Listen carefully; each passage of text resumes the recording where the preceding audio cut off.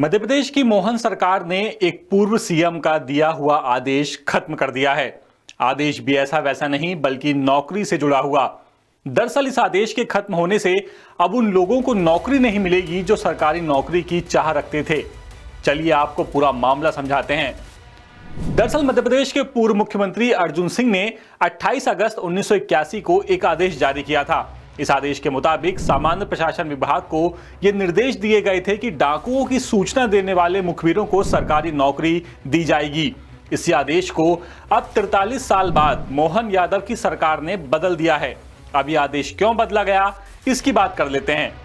दरअसल सामान्य प्रशासन विभाग यानी जीएडी ने कहा कि अब मध्य प्रदेश में डकैत ही नहीं बचे तो डकैत की सूचना देने वालों को नौकरी का सवाल ही नहीं उठता। इसीलिए जीएडी ने इस नियम को खत्म करते हुए सभी सरकारी विभागों और कमिश्नरों को नए निर्देश जारी कर दिए हैं। दरअसल जब प्रदेश में अर्जुन सिंह की सरकार थी तब चंबल के इलाके में डाकुओं का खूब आतंक था और कोई भी जान जाने के डर से इनकी जानकारी पुलिस या सरकार को नहीं देता था। इसलिए अर्जुन सिंह की सरकार यह आदेश लेकर के आई थी।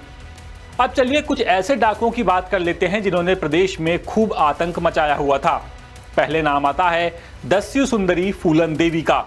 फूलन देवी को बैंडिट क्वीन कहा जाता था। चंबल में फूलन देवी की तूती बोलती थी, लेकिन बाद में इन्होंने सरेंडर कर दिया और राजनीति में आ गईं।